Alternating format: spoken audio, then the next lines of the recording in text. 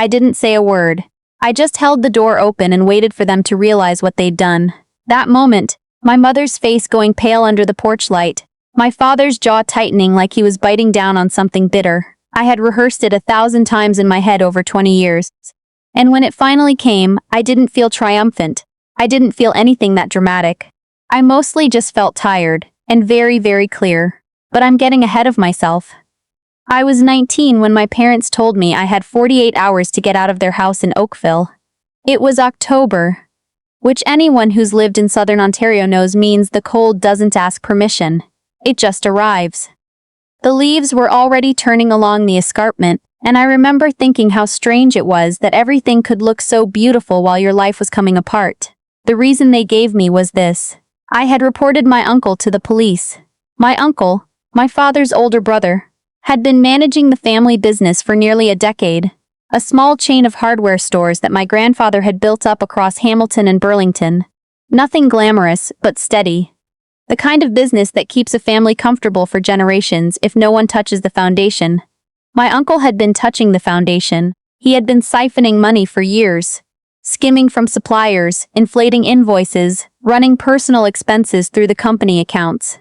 I found out by accident. I was doing a co-op placement in my second year of a business administration program at Mohawk College, and my father asked me to help reconcile some records over a long weekend because their bookkeeper had taken medical leave. I wasn't supposed to notice anything. I was just supposed to organize spreadsheets.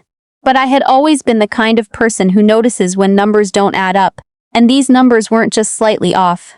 They were catastrophically, deliberately off. I told my father first. I sat down with him on a Sunday evening at the kitchen table, spread out the printed sheets, and walked him through what I had found. I was careful. I was calm. I had double-checked everything 3 times before I said a word. I thought he would be angry at his brother. I thought he would thank me for catching it before the damage got worse. He looked at the papers for a long time. Then he looked at me and said, "You don't understand how family works." I told him I understood that someone was stealing from us. He said that was his brother, and that was his problem to handle, and that I was a 19-year-old girl who had no business sticking her nose into something she didn't understand. I went to the police 3 days later, not out of spite. I want to be honest about that. I went because I knew that if I didn't, nothing would change. And the stores my grandfather had built would eventually hollow out from the inside until there was nothing left. I thought I was protecting the family. I thought eventually they would see that. My mother was the one who delivered the verdict. She came to my room, sat on the edge of my bed, and told me that what I had done was unforgivable. That I had brought shame on the family. That my uncle's wife was devastated, that their kids, my cousins, were going to suffer because of me, and that my father couldn't look at me right now and maybe wouldn't be able to for a very long time. 48 hours, she said. She'd help me pack if I needed. I didn't need her help. I had a friend from college, a woman I'd met in my first-year accounting class, whose parents had a basement apartment in Stoney Creek they were renting out. She made a phone call. The rent was low, the ceiling was unfinished, and the heating was unpredictable, but it was mine. I moved in with 2 bags, my laptop, and a box of textbooks. I finished my diploma. I worked evenings at a restaurant in downtown Hamilton, clearing tables and eventually training as a line cook because the kitchen paid better than the floor. I was exhausted in the specific way that you are when you are young and poor and proud, where you refuse to let yourself stop moving because stopping means thinking. I didn't let myself think too much back then. I just kept going. What carried me through those first 2 years was something my grandfather had said to me once. When I was maybe 12, we were sitting in the back of one of his stores on a Saturday while he did his own books by hand in a yellow legal pad. He told me that numbers never lie, but people make them lie all the time, and the most useful thing a person can learn is how to hear what the numbers are actually saying. I didn't fully understand it then. I understood it completely by the time I was 21. I transferred into a degree program at McMaster, business with a focus on finance.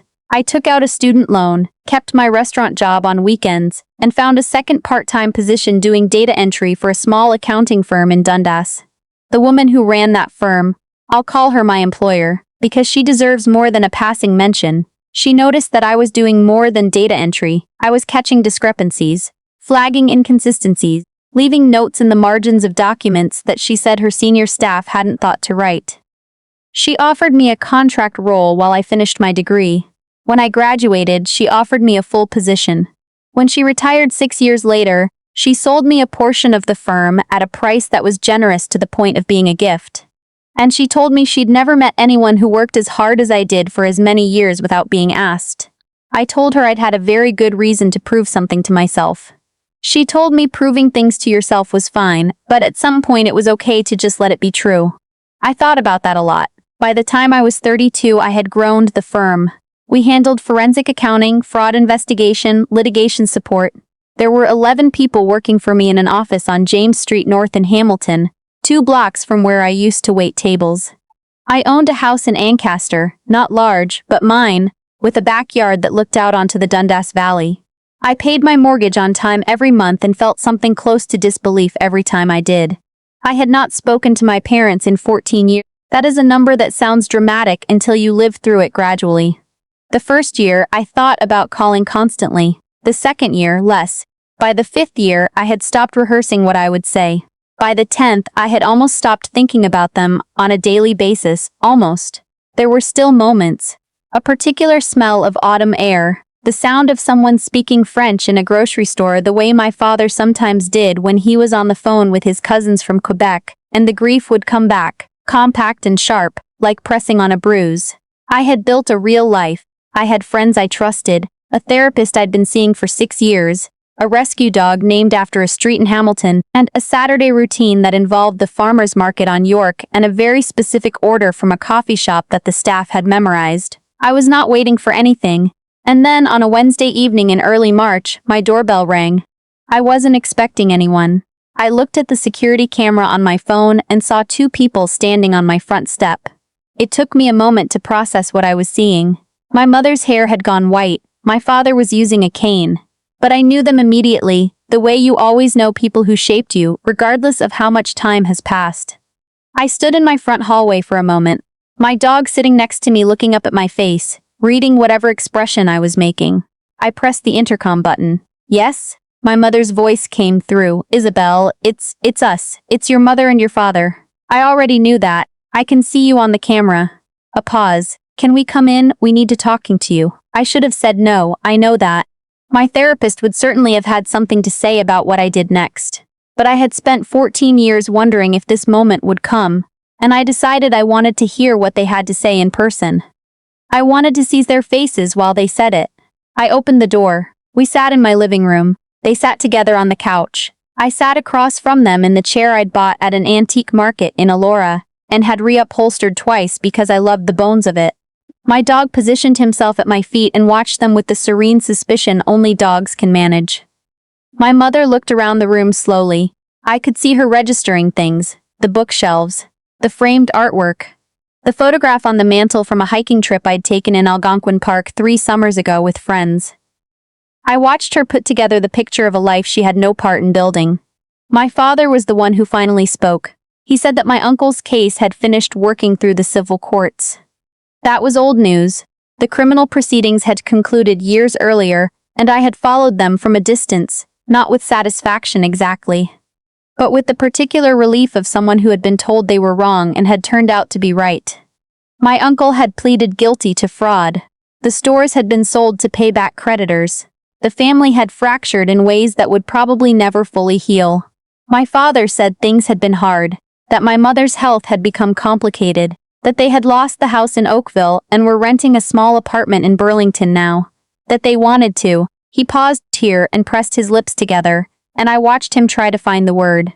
Repair things. That was the word he used. Repair.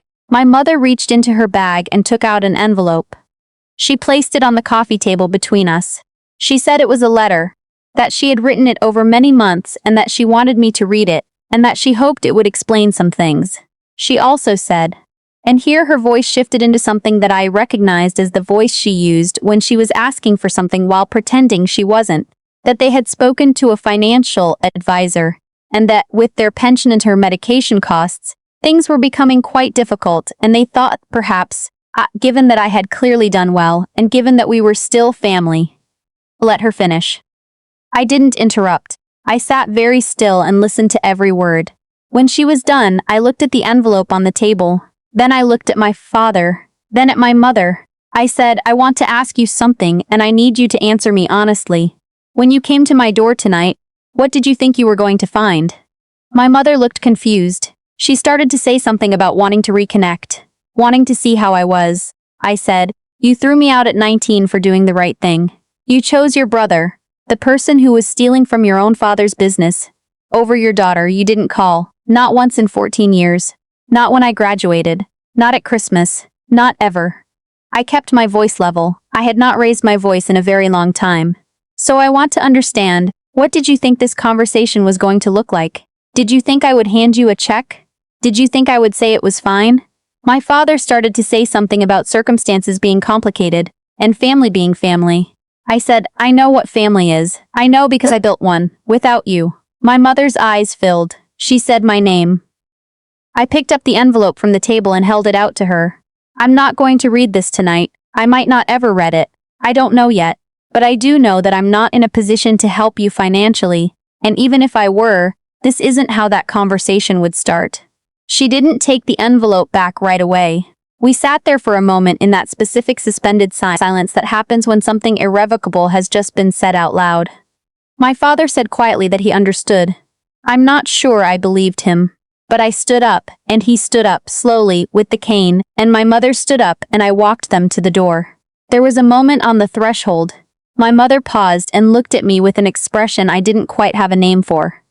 Not regret exactly, something more complicated.